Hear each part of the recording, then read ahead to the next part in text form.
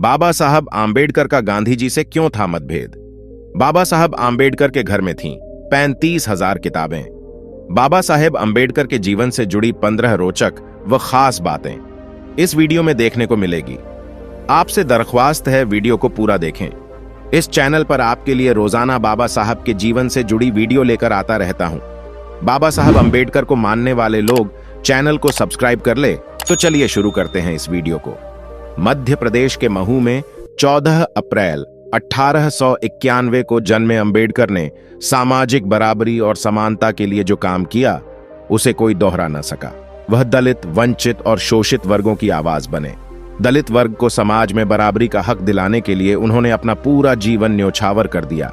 पिछड़े वर्ग उन्हें अपना मसीहा मानते थे। उन्होंने अपना पूरा जीवन सामाजिक भेदभाव और छुआछूत के खिलाफ संघर्ष में बिताया। वे उस समय अछूत मानी जाने वाली महार जाति से थे, जिनके लिए उस समय समाज में सिर उठाकर चलना मुमकिन नहीं था, लेकिन वह लड़े और उच्चतम शिक्षा प्राप्त कर राजनीतिक ऊंचाइयां छूने में सफल रहे।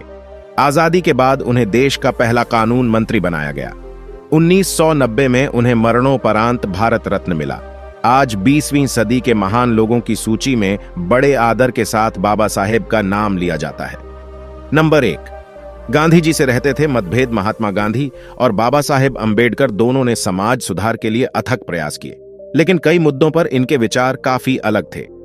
सबसे बड़ा मतभेद यह था कि गांधी जी जाति व्यवस्था से छुआछूत मिटाना चाहते थे, जबकि अम्बेडकर पूरी जाति व्यवस्था को खत्म करना चाहते थे। गांधी जी वर्ण व्यवस्था के समर्थक थे, हालांकि दोनों ही दलितों की स्थिति सुधारने के पक्षधर थे। इसके अलावा महात्मा गांधी ग्रामीण अर्थव्यवस्था की वकालत करते थे। वे पूर्ण विकास के लिए गांव का रुख करने के लिए कहते थे, जबकि अम्बेडकर लोगों से गांव छोड़कर शहरों का रुख करने की अपील करते थे। उनका मानना था कि दलितों को बेहतर शिक्षा, तरक्की के लिए शहरों में आना चाहिए। नंबर 2, अपने जमाने के सबसे पढ़े लिखे लोगों में से एक बी.आर. अम्बेडकर अपने जमाने के सबसे ज्यादा पढ़े लिखे कुछेक महान विद्वान लोगों में से एक थे। उनके पास अलग अलग 32 विषयों की डिग्रियां थीं। एल्फिंस्टन कॉलेज मुंबई से बीए करने के बाद वह एमए करने अमेरिका की कोलंबिया यूनिवर्सिटी चले गए, वहीं से पीएचडी भी की। इसके बाद लंदन स्कूल ऑफ इकोनॉमिक्स से एमएससी, डीएसएससी किया। ग्रेज इन बैरिस्टर एट लॉ किया। एल्फिंस्टन कॉलेज में वह अकेले दलित छात्र थे। नंबर 3, किताबें पढ़ने का जबरदस्त शौक। डॉक्टर अम्बेडकर को खूब किताबें पढ़ने का शौक था। उनके पास किताबों का विशाल व बेहतरीन संग्रह था। जॉन गुंथेर ने इनसाइड एशिया में लिखा है कि 1938 में अम्बेडकर के पास 8,000 किताबें थीं। उनकी मृत्यु के समय वो 35,000 हो गई थीं। नंबर 4, बाबा साहेब अम्बेडकर को बागबानी का भी शौक था। उनके बगीचे की काफी तारीफ होती थी। उन्हें अपने कुत्ते से भी बेहद प्यार था। वह कई बार खुद खाना बनाकर अपने दोस्तों को खाने पर बुलाते थे। नंबर 5, पिता की 14 संतान, लेकिन सिर्फ अम्बेडकर को मिला स्कूल में पढ़ने का मौका। अम्बेडकर के पूर्वज ब्रिटिश ईस्ट इंडिया कंपनी में सैनिक थे। पिता ब्रिटिश इंडियन आर्मी में सूबेदार थे। इस वजह से भी अम्बेडकर को स्कूल में पढ़ने का मौका मिला। उस समय एक दलित और अछूत मानी जाने वाली जाति के बच्चे के लिए स्कूल जाकर पढ़ना संभव नहीं था। अम्बेडकर को स्कूल में अन्य बच्चों जितने अधिकार नहीं थे। उन्हें अलग बैठाया जाता था। वह खुद पानी भी नहीं पी सकते थे। ऊंची जाति के बच्चे ऊंचाई से उनके हाथों पर पानी डालते थे।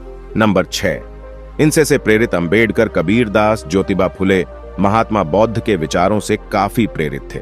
नंबर 7, क्या था असली नाम अम्बेडकर का? असल नाम अंबावाडेकर था। यही नाम उनके पिता ने स्कूल में दर्ज भी कराया था, लेकिन उनके एक अध्यापक ने उनका नाम बदलकर अपना सरनेम अम्बेडकर उन्हें दे दिया। इस तरह स्कूल रिकॉर्ड में उनका नाम अम्बेडकर दर्ज हुआ। नंबर 8, बाल विवाह प्रचलित होने के कारण 1906 में अम्बेडकर की शादी 9 साल की लड़की रमाबाई से हुई। उस समय अम्बेडकर की उम्र महज 15 साल थी। नंबर 9, डॉक्टर अम्बेडकर के लिए अमेरिका में पढ़ाई करना बड़ौदा के गायकवाड़ शासक सयाजी राव तृतीय से मासिक स्कॉलरशिप मिलने के कारण संभव हो सका था। नंबर 10, बाबा साहेब अम्बेडकर की कानूनी विशेषज्ञता भारतीय संविधान के निर्माण में बहुत मददगार साबित हुआ। उन्हें संविधान निर्माता व संविधान का जनक कहा जाता है। उन्होंने संविधान बनाने से पहले कई देशों के संविधानों का अध्ययन किया था। काबिलियत के दम पर वह भारत के पहले कानून मंत्री के पद तक पहुंचे। नंबर 11, अंबेडकर दलितों पर हो रहे अत्याचार के विरुद्ध आवाज उठाने के लिए बहिष्कृत भारत, मूक नायक, जनता नाम के पाक्षिक और साप्ताहिक पत्र निकालने शुरू किए।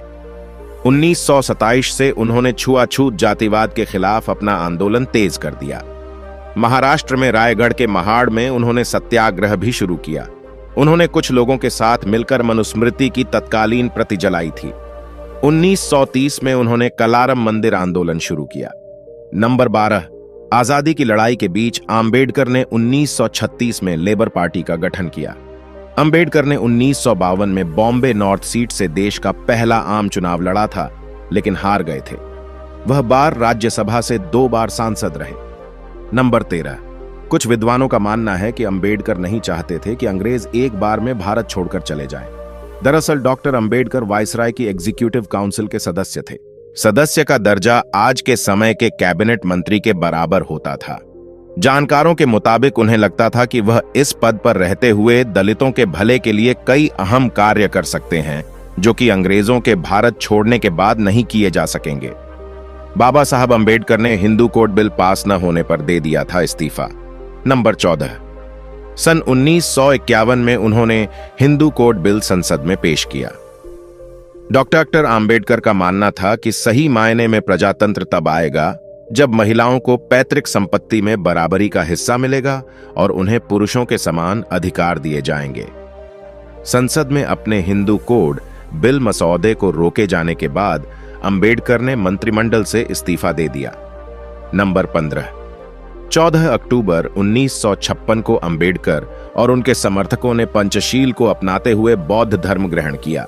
वह हिंदू धर्म के कई तौर तरीकों से काफी दुखी हो गए थे। 6 दिसंबर 1956 को बाबा साहब अंबेडकर का महापरिनिर्वाण हो गया। दोस्तों, आज की वीडियो में बस इतना ही। इस चैनल पर मैं सिर्फ बाबा साहेब के जीवन से जुड़ी छोटी बड़ी सभी जानकारी लेकर आता रहता हूं। यदि आप बाबा साहब को पसंद करते हो और इनके बारे में और अधिक जानना चाहते हो तो हमारे अंबेडकर साहेब जी YouTube चैनल को सब्सक्राइब कर ले। वीडियो को पूरा देखने के लिए धन्यवाद। आपका दिन शुभ हो।